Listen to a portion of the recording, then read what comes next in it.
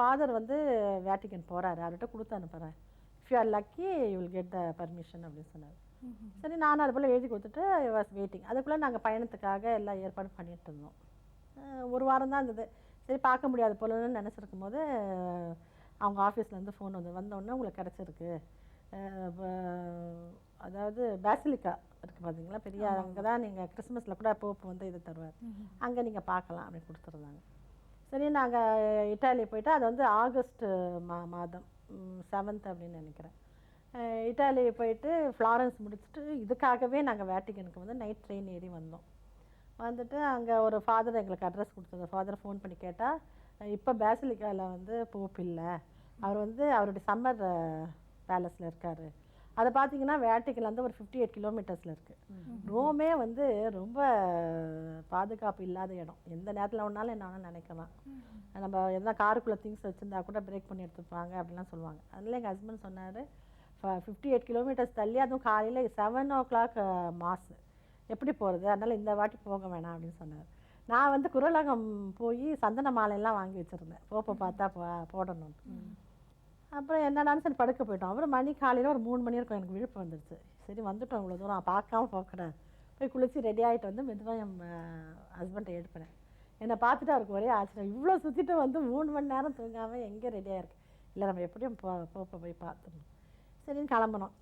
கிளம்பி railway station வந்து பார்த்தீங்கன்னா நம்ம ஊர்லலாம் ஒரு அவ்வளோ தூரத்தில் இருந்தது, மொழி தெரியாத இடம், இருட்டில் காலையில் ஏறி வழியை வந்து லெஃப்ட்டுன்னு வாங்க ரைட்டுன்னு வாங்க அதை வச்சு போவோம். ஆமாம், உள்ளே வந்து பார்த்தீங்கன்னா ஸ்டேஷன் இங்கே தான் 4-5 இருக்கும், நம்மள அங்கே வந்து 50க்கு மேலே இருக்குது. எந்த இடத்துல போய் எங்கே ட்ரெயின் ஏறி அந்த சம்மர் பேலஸ் போகணும்னு தெரியாது. போய் எங்கள் கவுண்டரில் போய் கேட்டால் அவங்க வந்து இட்டாலியில் சொல்கிறாங்க. இப்படி இருக்கும்போது என் பையன் வேறு சலிச்சுக்கலாம், நல்லா நாளும் தூங்கி இருக்கலாம், இந்த இடத்துக்கு வந்து மொழி தெரியாத இடத்துல எங்கே போய் போப்போ பார்க்க. அப்போ தூரத்தில் பார்த்தா ஒரு இந்திய முக அமைப்போடு ஒருத்தருந்தார். நான் ஏதோ ஒரு இந்தியா இருந்தோன்னே, உனக்கு வந்து எங்கே இட்டாலியில் ரயில்வே ஸ்டேஷனில் இந்தியன் பார்த்தா ஒரு ஸ்ரீலங்கன் அங்கே இருந்தார். அவர் வந்து தமிழில் பேசினார். மெய்சிலுக்கு போனோம், ஏன்னா நாங்கள் ஒரு 30 நாள் தமிழ் மொழியே கேட்காம இருந்தோம். அவர் யாரோ ஒருத்தரை வழி கூப்பிட வந்திருந்தார். அவர் கொண்டு போய் எங்களை கரெக்டான ட்ரெயினில் ஏற்றி விட்டார். அங்கே இறங்கணும்.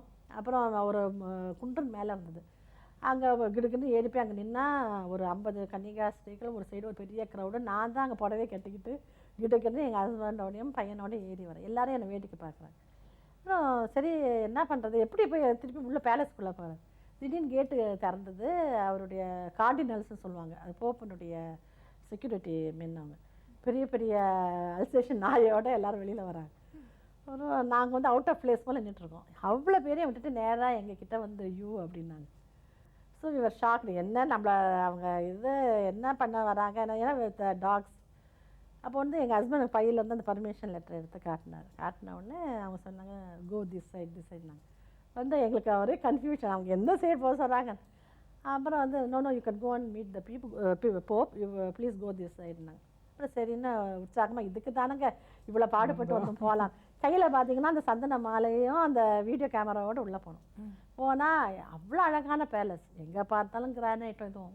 ஒரு சின்ன தேவாலயத்துக்குள்ளே மேரியும் ஜீசஸும் ஃபுல்லாக டைமண்ட் இதோட க்ரௌன்ஸோட அவ்வளோ ஒரு, அதாவது உயிரோடு சொர்க்கத்தில் இருந்தோம். ஜாதி மதம் எல்லாத்தையும் கடந்தது இறை உணர்வு. நான் அப்படி தான் நினைக்கிறது. நான் எந்த நாடு எது போனாலும், ஒரு வாட்டி மலேசியாவில் கூட மாஸ்க்குள்ளே பர்தா வாங்கி போட்டுட்டு போனேன். என்ன எல்லாமே ஒன்று அப்படின்னு நினைக்கிறேன். அப்படி ஒரு உணர்வு எனக்கு வந்தது. பார்த்தா போப்பு ரொம்ப சிம்பிளாக ஒரு சின்ன இதில் வந்திருந்தார். 45 நிமிடம் அவர் மாஸ் கண்டக்ட் பண்ணார்.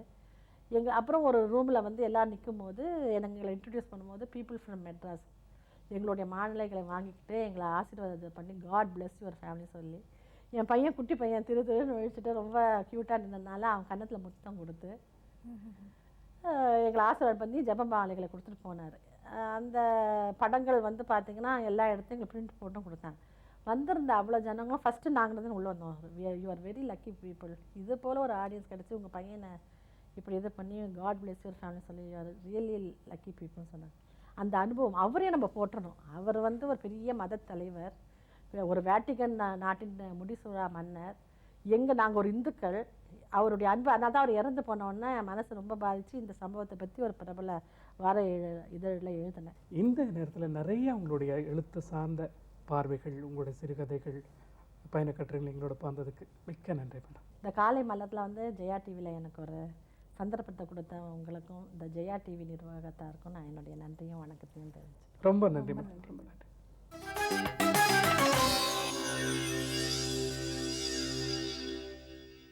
வாய் விட்டு சிரித்தால் நோய் விட்டு போகும்னு சொல்லுவாங்க. வாய் விட்டு சிரிப்பதற்கான பல விஷயங்களை நமக்கு சொல்ல வருகிறார் சிங்கமுத்து அவர்கள். இது தினசரி. வணக்கம். காலை மலர் தினசரி நிகழ்ச்சி.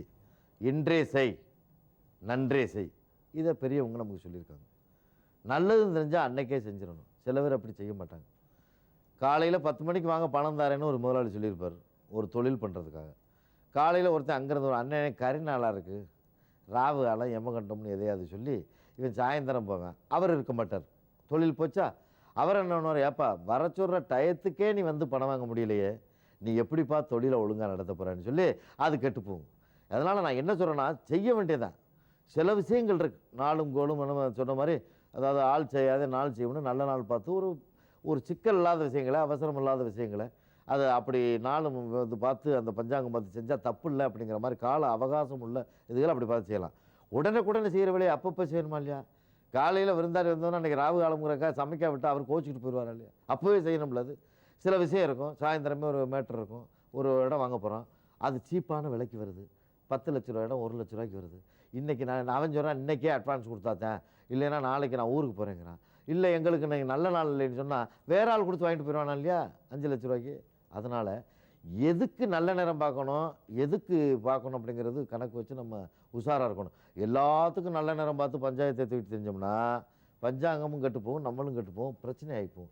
அதனால் எது நல்ல காரியம்னு தோணுதோ, எது உங்களுக்கு பிரச்சனை இல்லைன்னு தோணுதோ, உங்களுக்கு லாபகரமாக ஒரு விஷயத்தை இன்றே செய்யுங்க, அதை நன்றே செய்யுங்கன்னு சொல்கிறேன். இப்போ ஒரு காமெடியை பாருங்க.